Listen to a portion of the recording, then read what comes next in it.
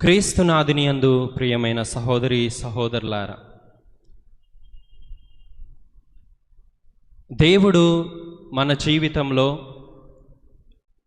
మనకి ఎన్నో మేలులు చేసి ఉంటాడు. మన యొక్క కుటుంబంలో కానివ్వండి, మన సొంత విషయాల్లో కానివ్వండి, ఇంకా మన జాబ్లో కానివ్వండి, మనకి ఏదైతే అడుగుతామో ప్రతి ఒక్కటి మనకి దయచేస్తూ ఉంటాడు.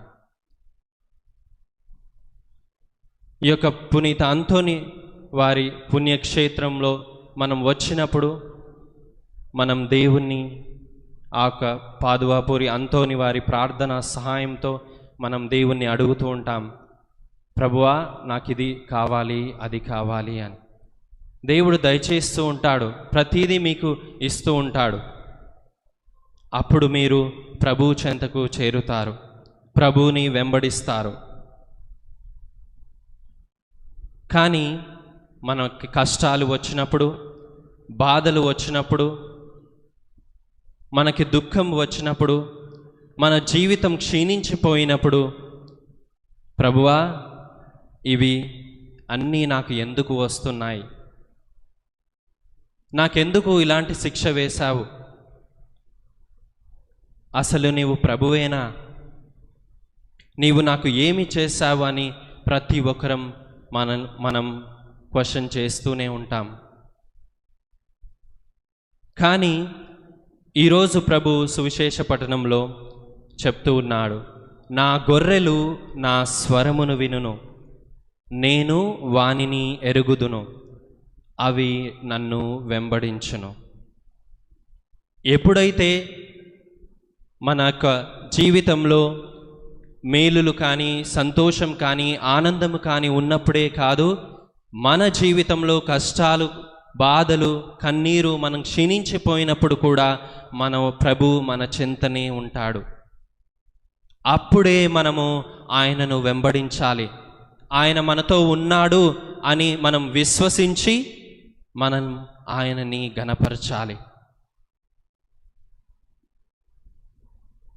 నా జీవితంలో ప్రియమైన సహోదరి సహోదరులారా, నేను మొదటిగా 2014లో సెమినరీకి వెళ్ళాలనుకున్నప్పుడు మా తల్లిదండ్రులు కానీ, మా బంధుమిత్రులు కానీ ఎవరికి ఇష్టం లేదు నేను ప్రభువుని వెంబడించాలి అని.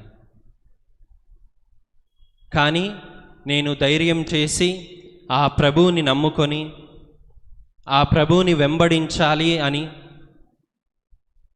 సెమినరీకి వెళ్ళాను. ఈరోజు మా కుటుంబం కానీ, మా బంధుమిత్రులు కానీ ప్రతి ఒక్కరూ ఆనందంగా ఉన్నారు. ఎందుకంటే దేవుని సేవ అంత గొప్పది. ప్రియమైన సహోదరి సహోదరులారా, నా జీవితంలో నాకు ఒక 10 సంవత్సరాలు ఎన్నో ఒడిదుడుకులు, ఎన్నో కష్టాలు, ఎన్నో బాధలు వచ్చి ఉన్నాయి.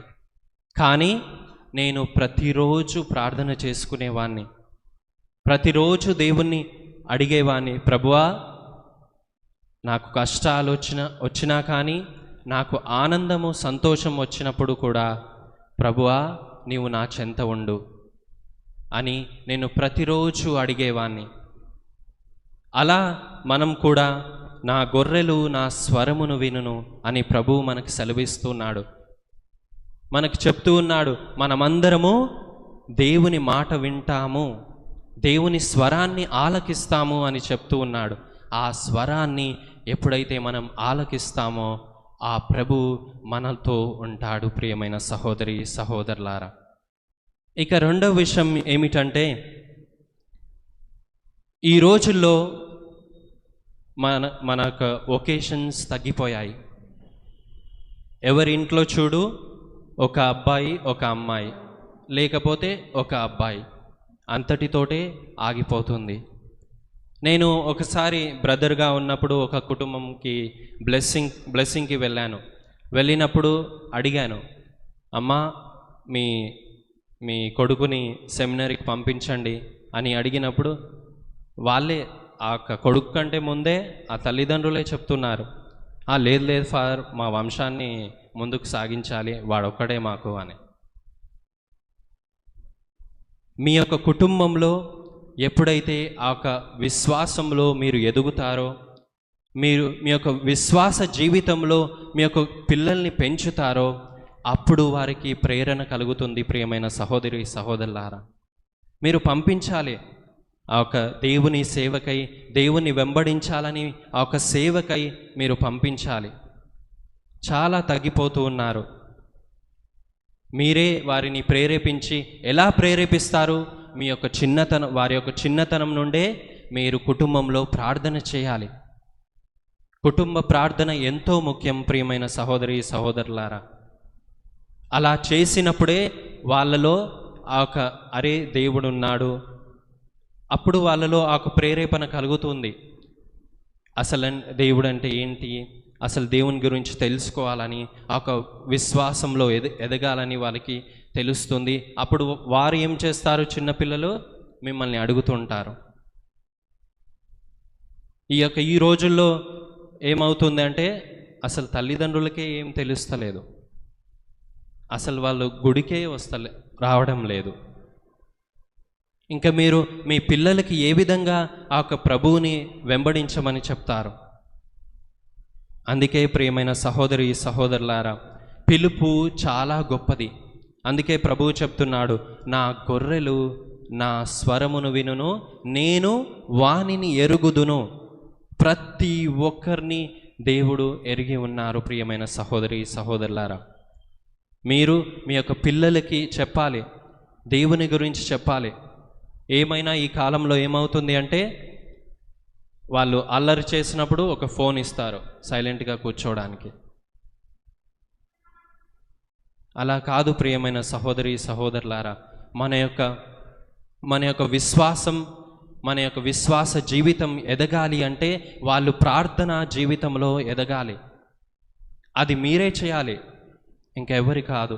అప్పుడే వాళ్ళలో ఒక ప్రేరేపణ కలిగి దేవుణ్ణి వెంబడించాలని వెంబడించాలని వారిలో ప్రేరణ కలుగుతుంది. ప్రియమైన సహోదరి సహోదరులారా, ఇక కష్టాలు బాధలు అనేవి ప్రతి ఒక్కరికి సహజం. మన యొక్క కుటుంబ వ్యవస్థలో సంతోషంగా ఉంటాం, ఆనందంగా ఉంటాం, కష్టాలు వస్తాయి, బాధలు వస్తాయి, తిట్టుకుంటాం, పోట్లాడుకుంటాం, అన్నీ చేస్తాం. కానీ ఒకటిగా జీవించాలని ప్రభువు కోరుతున్నారు. ప్రియమైన సహోదరి సహోదరులారా, మనం ఎంత పోట్లాడుకున్నా, ఎన్ని కష్టాల్లో ఎదురై ఉన్నా, ఎంత క్షీణించిపోయినా సరే మనము కుటుంబంలో కలిసికట్టుగా జీవించాలని ప్రభువు కోరుకుంటున్నాడు. కలిసికట్టుగా జీవించినప్పుడు ఆ యొక్క పిల్లలకు కూడా మీరు అరే మన కుటుంబం ఒకటిగా ఉంది, మనం కలిసిమెలిసి ఉన్నామని వారిలో ప్రేరేపణ కలుగుతుంది.